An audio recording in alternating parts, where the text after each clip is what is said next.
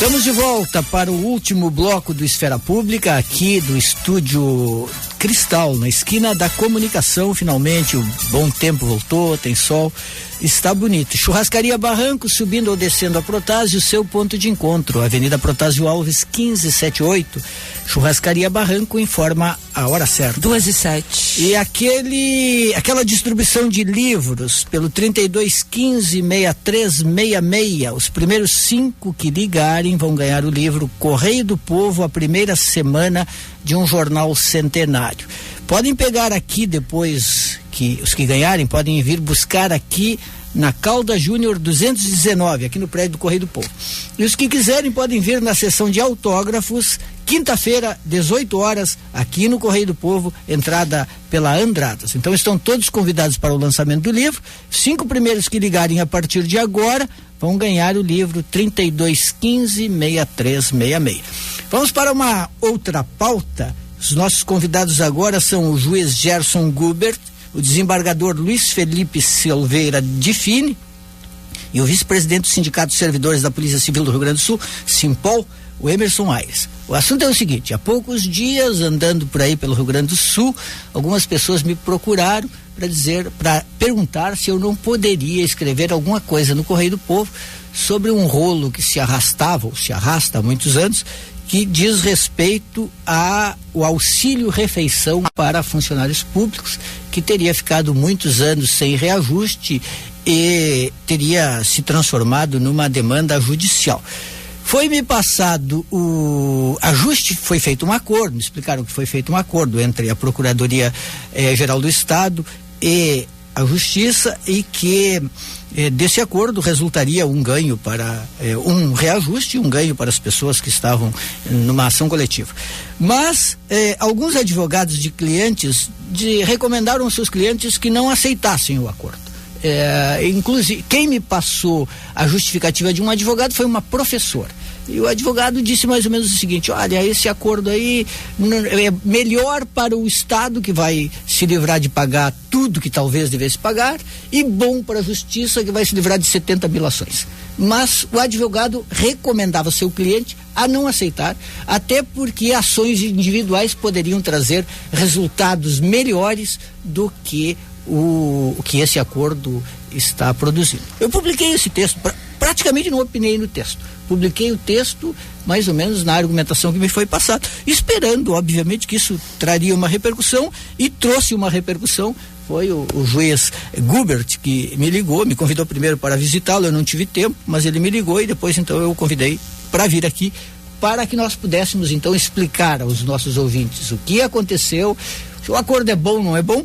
E nós convidamos também o Simpol, porque alguns dos argumentos usados pelo advogado, se eu entendi bem, o advogado dos professores, no caso, ou da professora que me passou o texto, retomava argumentos do Simpol em relação a esse acordo. Então, só um parente, o nosso colega, o repórter Lucas Rivas, acaba de me avisar que ele não vai conseguir entrar no ar, mas de qualquer forma o prefeito José Fortunati acaba de sancionar o projeto do Esgarbosa, que proíbe o poder público municipal, no caso a prefeitura e a Câmara de Porto Alegre, de contratarem empresas doadoras de campanha. Essa sanção do prefeito já havia sido anunciada na semana passada, depois da decisão do Supremo Tribunal Federal.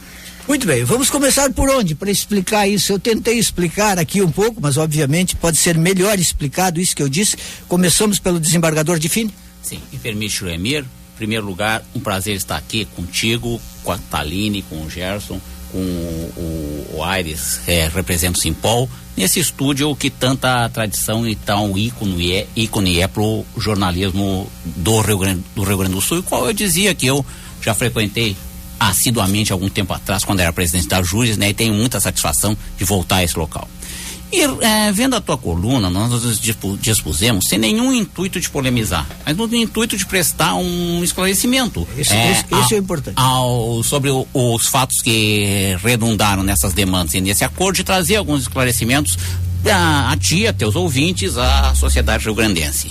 Então, o reparo assim que eu teria que fazer é que o acordo ele não foi entre a Procuradoria-Geral do Estado e o Tribunal de Justiça. O Tribunal de Justiça ali agiu como juiz que levou uma conciliação entre o Estado e os representantes dos servidores públicos que quisessem aderir ao acordo.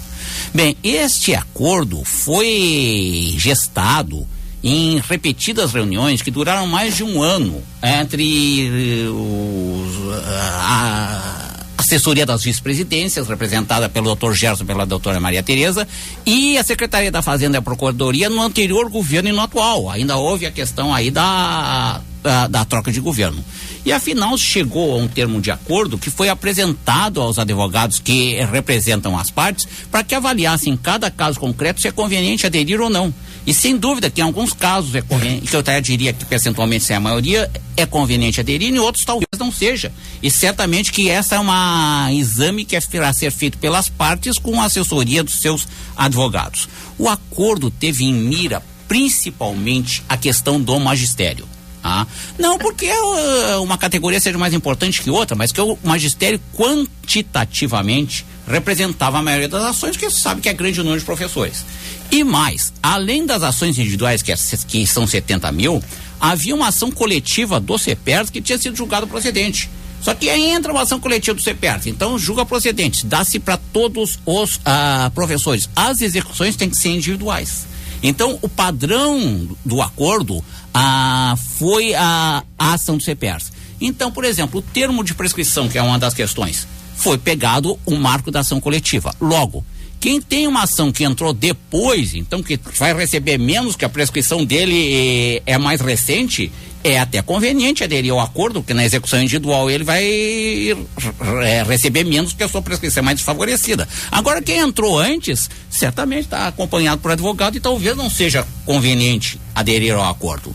E eu acho que esse acordo foi muito simbólico, porque ele permite, em tese, resolver 70 mil ações individuais e 200 mil execuções individuais da ação do CEPERS, são 270 mil ações. Aí se diz, isso atende aos interesses da justiça, do Poder Judiciário. Olha, eu até diria que secundariamente, porque o custo de administração dessas ações é um custo do Estado do Rio Grande do Sul, da sociedade rio-grandense. Se ficar tudo isso tramitando, isso tem um custo, isso quem paga é o orçamento público, isso é a sociedade rio-grandense. Só para tu teres uma ideia, o CNJ publica o relatório anual, que é o Justiça em Números, e ele calcula lá o custo médio do processo. Esse custo médio do processo é o orçamento do Poder Judiciário, excluindo inativos, excluindo pensionistas, dividido pelo número de processos. O custo médio do processo no Rio Grande do Sul é R$ 1.200. Um parêntese, é o mais baixo do Brasil. Não é um dado nosso, é um dado levantado pelo CNJ no Justiça em Números. Bom, então, R$ 1.200 vezes 200 mil processos só para pegar as execuções individuais do CEPERS, isso representaria um custo para a sociedade gaúcha de mais de 200 milhões de reais. Então nós temos que tentar propor uma solução. E efetivamente existe essa questão da prescrição, existe a questão dos índices de correção netária, só que os índices de correção netária, mesmo que fixados na sentença, eles podem ser discutidos, porque é um regramento diferente quando é expedido precatório. Então, a partir de quando é expedido precatório, o índice não é mais da sentença. O índice é um índice que era caderneta de poupança, o Supremo Tribunal Federal disse que é inconstitucional e passou a ser IPCA mais 6%. Sobretudo, eu acho que o mais importante do acordo, que eu digo mais uma vez, não foi o tribunal que fez, não é o tribunal que impõe, o tribunal estava com o juiz, eu fui 20 anos juiz, chegavam as das partes lá, a gente tentava conduzi-los a um acordo, e foi isso que se fez. Naturalmente que todos têm a possibilidade de aderir ou não. Agora, o índice de adesão até agora está em 75%, que mostra que o acordo não é tão ruim. Se fosse tão ruim, 75% representados por advogados não adeririam. Isso é um índice de conciliação maior do que se alcançou, por exemplo, no juizado de pequenas causas, que era a experiência mais bem sucedida com conciliação. E é mais importante que isso tenha se alcançado numa situação que a gente vê aí qual é a situação do Estado do Rio Grande do Sul. Muito bem, vamos passar agora a palavra ao Emerson Aires, depois ao juiz Gerson Gubert. Antes vou anunciar aqui então os 5 ganhadores do livro: Bruno César Eufrásio de Melo, Rodrigo Santiago Silveira, Lídia da Cunha Machado, Rodrigo Desidério de Bem e Jair Delomo. Todos podem pegar o livro a partir de hoje à tarde aqui na Caldas Júnior 219. Emerson Aires, boa tarde. Boa tarde. Primeiramente, agradecer a oportunidade do nosso sindicato representar nesse momento por mim, participar desse programa, ter uma audiência altíssima, e permita até trazer um abraço à minha esposa, que é tua ouvinte diária, obrigado. E tua admiradora. Mas também me sinto aqui bastante à vontade, 2 representantes do Poder Judiciário, 2 profissionais com uma experiência e um conhecimento jurídico com certeza bem maior do que o meu, mas trago para conhecimento da sociedade gaúcha a posição do Sindicato dos Policiais Civis em relação a este acordo firmado através do Poder Judiciário com a Procuradoria do Estado, com representantes de partes e, no caso específico, como o doutor Difini referiu, questão das ações de CPEGs. Quando saiu esse acordo, nós pedimos para que a banca de advogados, o doutor Ronaldo Gottuso, fizesse um estudo sobre esse acordo. E o doutor Difini até acabou de já fazer a referência naquilo que eu iria referir, que são grandes problemas que nós vemos nesse acordo. O primeiro deles é a questão de fixar um marco de prescrição em 2004. No caso dos policiais civis, o prazo prescricional é bem mais para trás. Isso vai trazer um prejuízo muito grande para o policial civil que aderir a esse acordo em função do tempo de reclamação do não reajuste do vale-refeição. A questão da aplicação dos índices de correção também, que já há uma definição por parte do STF, de excluir a aplicação da TR, e aqui no acordo trazer de volta a aplicação da TR para o reajuste ou a valoração dos valores devidos. Só essa decisão do Supremo ainda não decidiram sobre modulação de efeitos. Então pode ser, quando for decidido uma modulação de efeitos, que até uma data vai a TR, a partir dali vai outra, então isso ainda está em aberto. Com certeza, doutor Difini, a gente tem conhecimento, mas já existe essa posição, esse indicativo, do STF entender que não é correta a aplicação da TR. Então, para nós, policiais civis, esse termo de acordo, ele traz um prejuízo. Então, temos sim orientado a todos os nossos filiados que estão fazendo essas ações através do sindicato, de não aderirem ao acordo por esses prejuízos que eu já elenquei. E ademais também há de se destacar que mais uma vez o governo do estado, e aí não estou me referindo ao atual governo, o anterior também, até porque vem se construindo ao longo do tempo, como o doutor Difini referiu, o governo se preocupa em somente resolver o problema dele. O governo não traz uma preocupação mais clara de solucionar problemas que os servidores públicos têm, e aqui no caso específico os policiais civis. Para que se tenha uma ideia, um policial civil hoje recebe R$226 de vale-refeição mensal. Então isso não dá nem para comprar um sanduíche na Rua dos Andradas, aqui na esquina não daria para fazê-lo. Não há um reajuste e o governo poderia trazer esse acordo, propor esse acordo. E por que o governo também não traz para dentro do Poder Judiciário, com auxílio do Poder Judiciário, uma criação de um acordo para que os servidores também possam fazer a quitação das dívidas que possuem junto ao Banrisul, dívidas essas contraídas em razão de todas as circunstâncias de salários baixos, e agora ainda mais somados com atrasos. Trocar uma coisa pela outra. Exatamente. Eu acho que esse processo de conciliação, eu dizia pro doutor Difini, doutor Gerson, eu sou muito favorável ao processo da mediação. Eu acho que o momento, a sociedade tem que evoluir para isso. Mas as partes têm que ter interesse e as partes têm que oferecer algo em troca. Neste caso desse termo, só quem está oferecendo algo em troca é o servidor. O governo que está oferecendo em troca é só assim: olha, nós garantimos que nós vamos pagar em 6 parcelas. Quer dizer, ele garante uma coisa que é obrigação dele, uma coisa que o Poder Judiciário deveria obrigá-lo a fazer e que a gente, infelizmente, nos últimos acontecimentos, está ficando público, está ficando notório que o Poder Executivo não cumpre decisão judicial.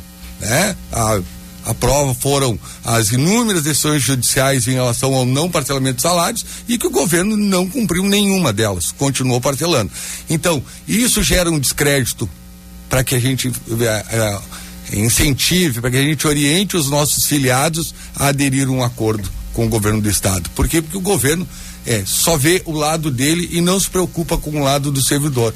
Então, nesse sentido que a gente tem orientado através da nossa banca de advogados, a que os nossos filiados não façam adesão a esse acordo. Agora, o percentual que o doutor Difini mencionou é o mesmo que vocês têm de adesão?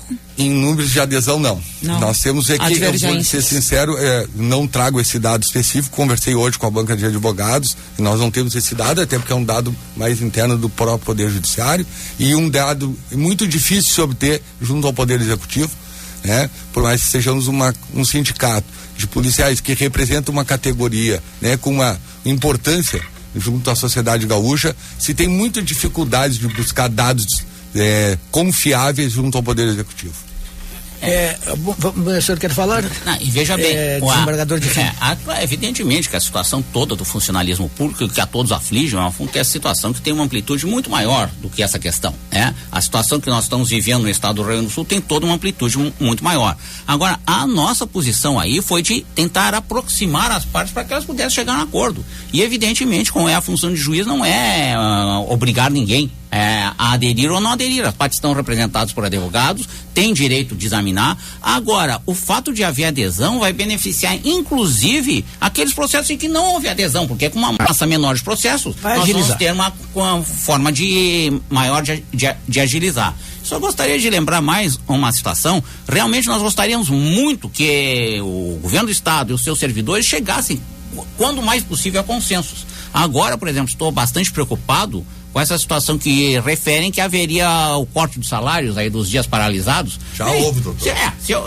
Havendo o corte de salários, isso vão ser mais 10, 15 mil ações. Tudo isso é um custo para a máquina estatal, não é que nós temos que julgar, isso tem custo, né? E na situação de carência absoluta de recursos que há hoje no estado do Rio Grande do Sul, seria realmente muito possível, muito positivo que as partes aí chegassem a um acordo. No que nós podemos colaborar, nós estamos buscando colaborar. E isso foi algo que pela primeira vez o poder público cumpriu ou irá cumprir em relação àqueles que entenderem de aderir uma obrigação espontaneamente, sem que se continuasse discutindo, às vezes quase infindavelmente na execução, porque na execução começa, o índice é esse, o índice é aquele, isso tudo tem infindáveis recursos e aí as partes acabam vendo realizado o seu direito.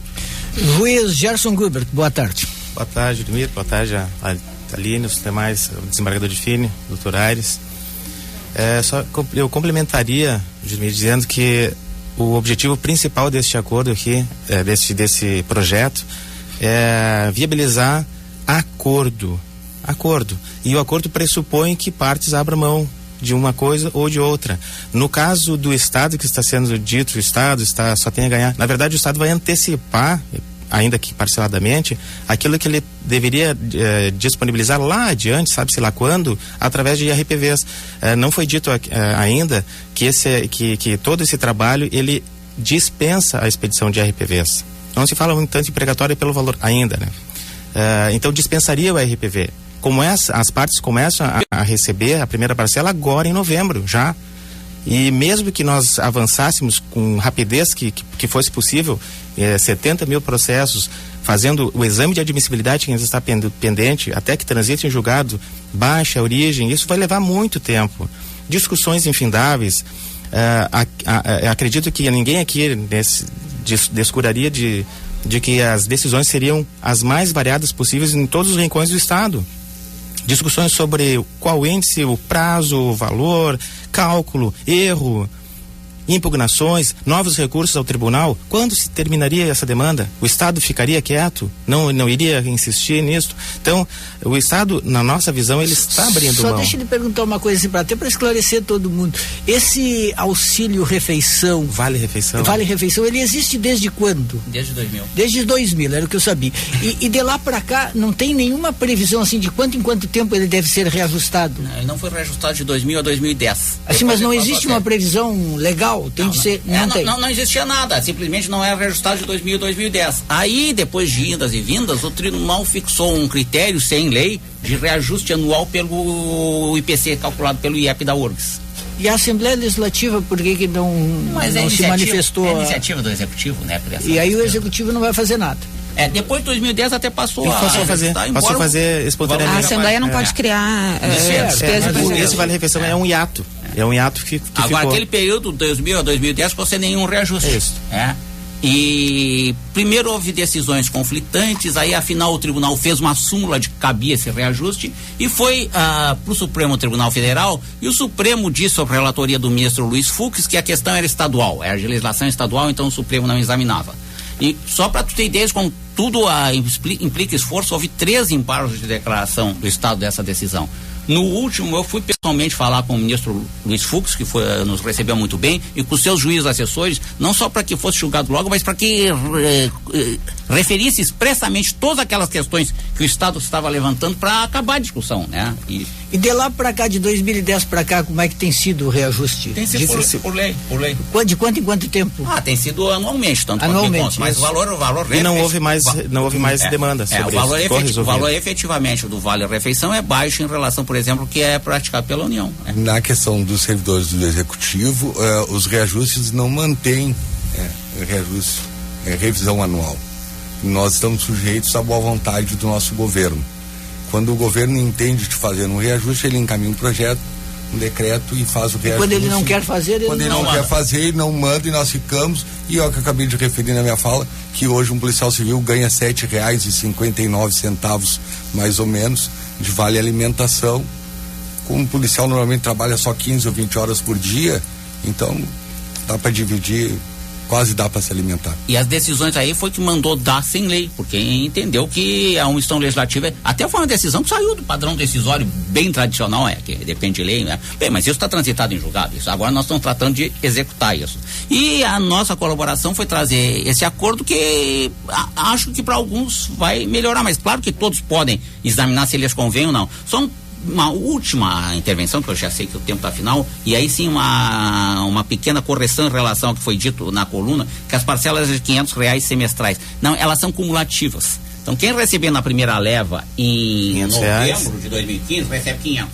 Quem receber na segunda, que é maio de 2016, recebe 500 mais 500, recebe 1.000. Corrigido.